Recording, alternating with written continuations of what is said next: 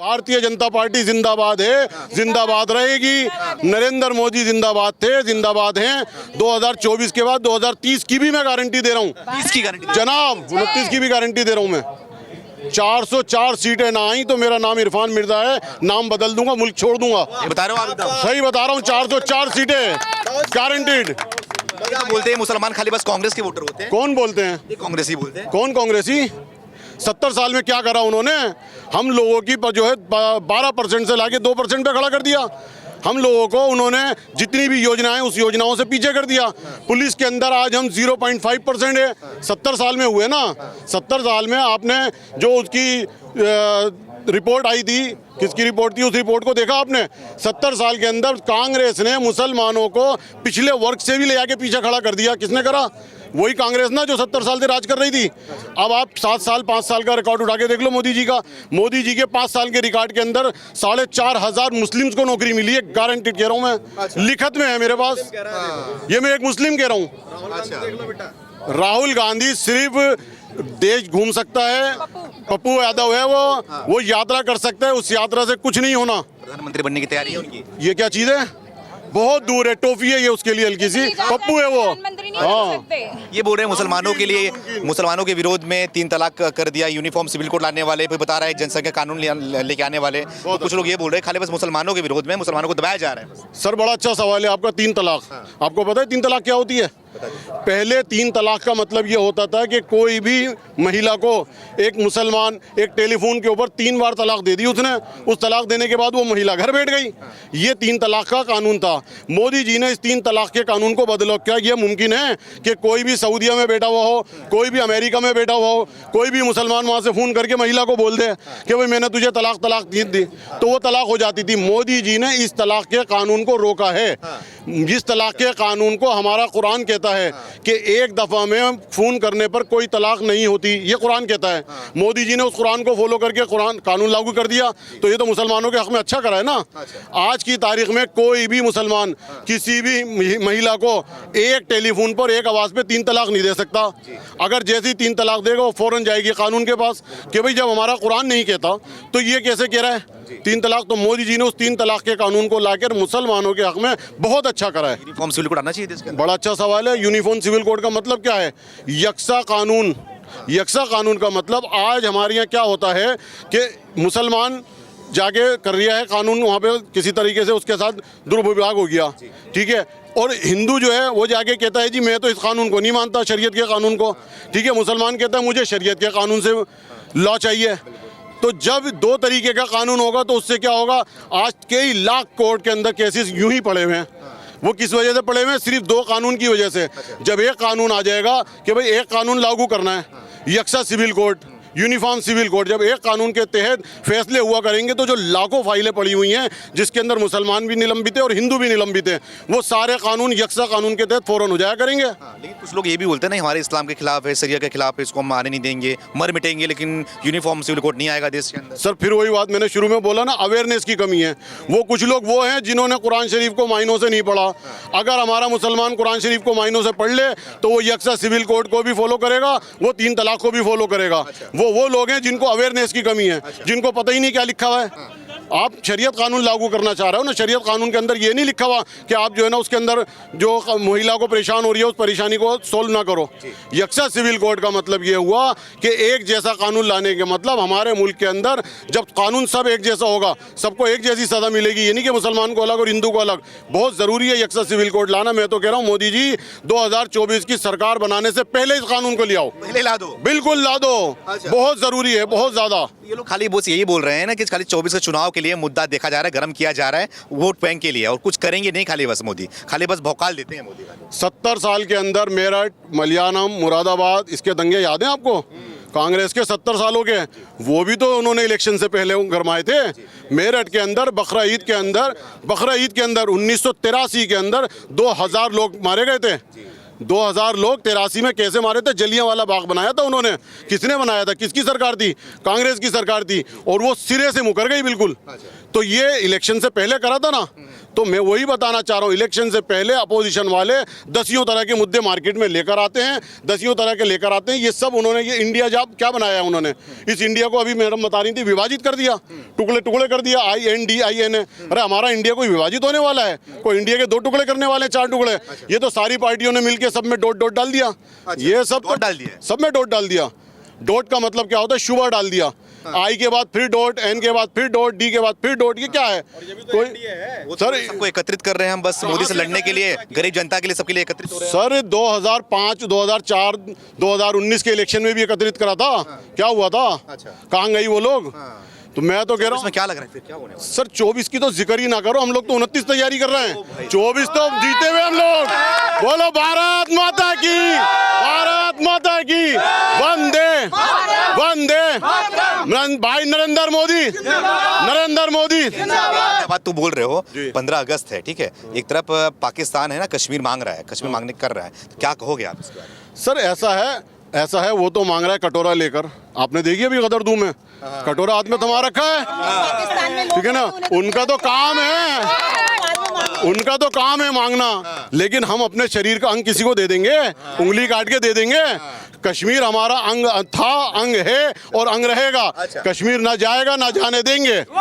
बिल्कुल। पाकिस्तान को क्या कहना चाहोगे, क्या जवाब दोगे पाकिस्तान को आप? सर पाकिस्तान को मेरा करारा जवाब है कि जहां हो वहां रहो, अपनी औकात में रहो, अपने घर को संभालो, दूसरे घरों के ऊपर उंगलियां ना उठाओ, ना नजर डालो। वहां की हालत इस टाइम इतनी बदतर हुई हुई है कि वहां पे महंगाई हुई हुई है, वहां पे मुसलमान को मार रहा है। हिंदू मुस्लिम का मसला नहीं है वहाँ मुसलमान को मार रहा है, शिया सुन्नी को मार रहा है, देवबंदी बरेलवी को मार रहा है। वहाँ के तो हालात ऐसे हुए हैं कि आप पता ही। क्या नाम है आपका? मेरा नाम नवाब कुरैशी है। आवाज नहीं है, फिर से बोलो। नवाब कुरैशी। नवाब कुरैशी जी, क्या लग रहा है, मोदी सरकार को 9 साल पूरे हो चुके हैं, 24 में चुनाव आ गया है, तो क्या कहेंगे, कैसे बिता आपका 9 साल? 9 साल मुसलमानों के इस देश के अंदर शायद पिछले 500 साल में नहीं बीते होंगे जो इस 9 साल के अंदर मोदी जी ने देश की माइनॉरिटीज़ के लिए किया है। पिछले 5 साल में ऐसे नहीं हो जैसा मोदी सरकार ने कर दिया? बिल्कुल बिल्कुल बिल्कुल। क्या आपने महसूस किया? जिस तरीके से आप अभी पाकिस्तान की बात कर रहे थे, पाकिस्तान, हमने उनको पाकिस्तान दिया, छोटा सा टुकड़ा, वो आज भी वो हमारे कुछ कांग्रेसी लीडरों से उस टाइम में बहुत बड़ी गलती हुई है कि इसको पाकिस्तान को अलग कर दिया, कि हमारा हिंदुस्तान, ये समझ लीजिए सबसे बड़ा देश माना जाता हमारा देश। जी बिल्कुल। तो क्या लग रहा है इस पर 24 में चुनाव होना है, सारी गठबंधन पार्टियां एकजुट हो गई हैं, सब बोल रहे हैं मुसलमान जो समुदाय का वोट है वो वोट कांग्रेस के पास ही रहेगा, मोदी को हराने वाले भी। मैं कांग्रेस पार्टी नहीं कहूँगा, इसको कांग्रेस कंपनी कहूँगा। कंपनी है, कांग्रेस कंपनी है ये। इस कांग्रेस कंपनी ने 1947 से लेकर आज तक माइनॉरिटीज़ को दबाकर रखा, माइनॉरिटीज़ को कारोबार से पीछे रखा, माइनॉरिटीज़ को पढ़ाई लिखाई से पीछे रखा, माइनॉरिटीज़ को ये समझ लो कि ये जो डिवाइड किया है हिंदू मुस्लिम, ये बीजेपी ने नहीं किया, ये कांग्रेस ने किया है। और 1947 से लेकर 2013 तक 8186 राइट है हिंदू मुस्लिम किसकी सरकार में थे? कांग्रेस सरकार, कांग्रेस पार्टी की सरकार में थे। तो राहुल गांधी काहे बार-बार मोदी को बोलते रहते हैं हिंदू मुसलमान करते खाली? हिंदू मुसलमान डाइवर्जन तो वोट का राहुल गांधी ही कर रहे हैं। अब ये समझ लो ये 20-25 भेड़िए एक साथ मिलकर एक शेर को चैलेंज दिए, वो भेड़िए हैं, वो भेड़िए हैं।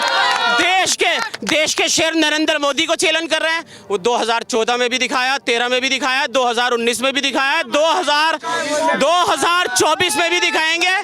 जैसे कि अभी हमारे इरफान भाई ने कहा था कि हमारी तो तैयारी 29 और 34 तक की है। अच्छा, हाँ बस सोच रहे हो आप? बिल्कुल सोच रहे हैं। लेकिन सारी जो इकट्ठे हुए हैं ना, उनका जोश हाई है, बोल रहे इस बार प्रधानमंत्री राहुल गांधी को बना के रखेंगे। राहुल गांधी तो प्राइम मिनिस्टर बनने के पिछले 2 इलेक्शन बाद भी नहीं थे और इस इलेक्शन में नहीं है और आने वाले इलेक्शन में भी नहीं होंगे। मतलब कुछ होगा कब तक? ये सिर्फ और सिर्फ ये इनके दिल में ले जाएंगे, ये सिर्फ अपने साथ जाएगा, ये इनके अर्थीयों पर जाएंगे ये सपने, क्योंकि इन्होंने जितना देश को डेमोलाइज किया इन कांग्रेस कंपनियों ने। 2013-14 के अंदर जब मोदी सरकार आई थी, कांग्रेस कंपनी बंद करी थी पूरे देश से नरेंद्र मोदी जी ने। हर स्टेट से इनको गायब करा और भारतीय जनता पार्टी की सरकार आई। भारतीय जनता पार्टी की सरकार इस वजह से आ रही थी, भारतीय जनता पार्टी काम कर रही है देश के अंदर। 2 साल में देश के लिए काम करा है भारतीय जनता पार्टी ने। पूरे जैसे कर्नाटक में किया ना हमने, वैसे राजस्थान में करेंगे, मध्य प्रदेश में करेंगे और 24 में देश के अंदर भी करेंगे कर्नाटक वाली हार, एकजुट होकर। जो करना था वो हो चुका, अब आगे देखिए क्या होगा। क्या होगा 2024 में भारतीय जनता पार्टी की पूर्व सरकार आ रही है। आज मेरी बात लिख लो, 400 प्लस सीटें जाएंगी, 400 प्लस, 400 प्लस जाएंगी, रिकॉर्ड भी तोड़ेगी। बिल्कुल बिल्कुल बिल्कुल।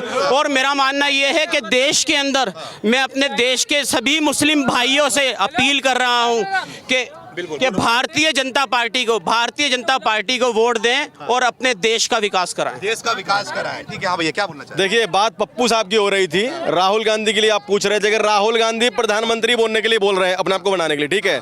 पिछली बार उसने एक हरकत की थी, उसने, देश ने देखा था टीवी में, ठीक है।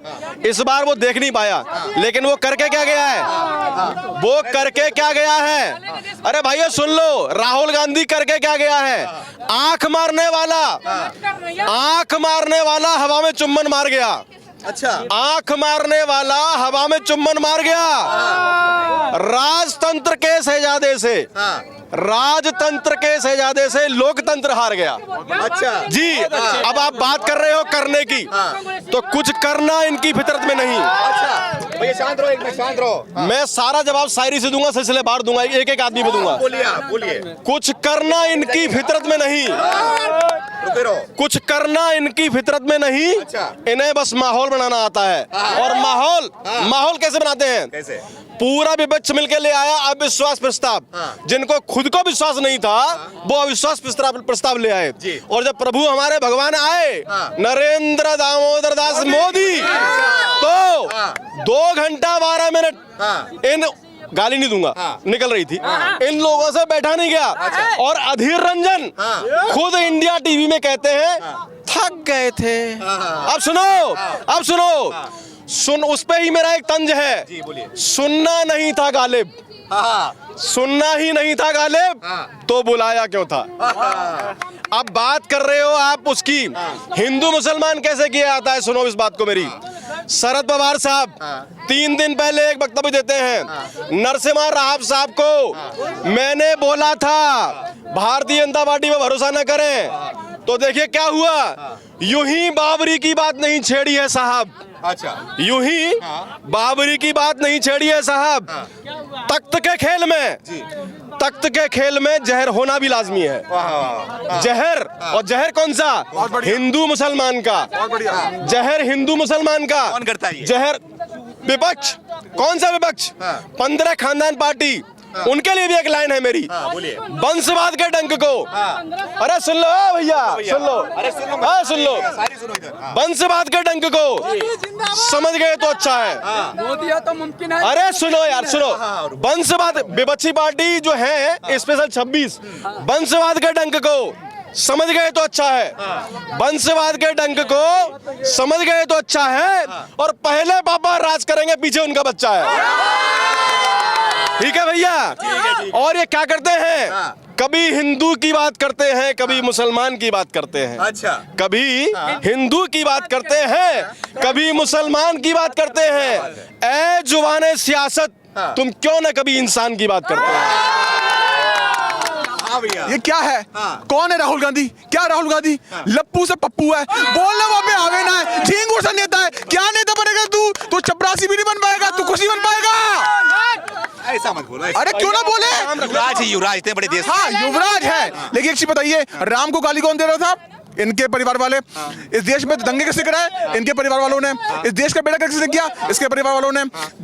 कुर्सी की राजनीति किसने करी? इनके परिवार वालों ने। कश्मीर किसने किया? इनके परिवार वालों ने। सब कुछ इनका परिवार करते जा रहा है। किसको पप्पू बोले? यही तो पप्पू है, पूरा खानदान पप्पू है इनका। विकास भी हमारे परिवार के लोग। हाँ बिल्कुल विकास हुआ था, दंगे का, हिंदू मुस्लिम का, तिजोरियों का, और अपने घोटालों का विकास उन्होंने किया है। बिल्कुल विकास किया, मैं मानता हूँ 100%। हाँ, चोर है, चोर है। और सबसे बड़ी चोरी अब तक के इतिहास में जो की इन्होंने गांधी परिवार ने, क्या थी मालूम है? ये है GHANDY, गैंडी। गांधी नहीं है, गांधी नहीं है। 1942 में इनके दादाजी फिरोज गांधी, उन्होंने कमला नेहरू की सेवा की थी। अच्छा। तब जाके कहीं इंदिरा गांधी से गांधी बने गांधी। बोला युवराज बोला, एक मिनट, युवराज ऐसे होते हैं जो सफेद माल के साथ पकड़े जाए एयरपोर्ट पे, हैं? माल? अरे चरस गांजा, हाँ। युवराज ऐसे होते हैं जो बैंकॉक जाते हैं, युवराज ऐसे होते हैं जो बैंकॉक जाते हैं, या युवराज ऐसे होते हैं जो खेतों में टाइल लगाते हैं? बताइए, खेतों में टाइल लगाते हैं ना, हुआ 50,000 की खेती कर रहे थे यार वो। वही मैं कह रहा हूँ, एयरपोर्ट पे सामान बेचते हैं, जिस आदमी को बोलना नहीं आता है। सड़कों पे घूम रहे हैं, गरीबों से बात कर रहे हैं, मोटरसाइकिल पे यात्रा कर रहे हैं, बसों की यात्रा कर रहे हैं। अब क्या चाहिए? बताओ, जान रहे हैं वो, क्योंकि वो सोने की चम्मच लेके आए, उन्हें पता कुछ नहीं था। आटे का भाव नहीं पता उन्हें, दाल का भाव नहीं पता, तो जाके पता कर रहे हैं, थोड़ा सड़क पे चल रहे हैं कि भाई आम जिंदगी कैसे होती है। ये है आम जिंदगी, और मोदी जी के मेंटो जिंदगी, समझ गए ना आप? हाँ। आपको पता है कि क्या कभी भारत टूटा है? जो जोड़ने की बात करते हैं, जोड़ने की यात्रा चालू करते हैं, कभी भारत टूटा है? बोले मोदी ने तोड़ दिया है। कैसे तोड़ दिया? जातिवाद में हिंदू धर्म, कैसे जातिवाद में हिंदू धर्म? जितना नरेंद्र मोदी ने उतना कोई सरकार भी नहीं किए होंगे।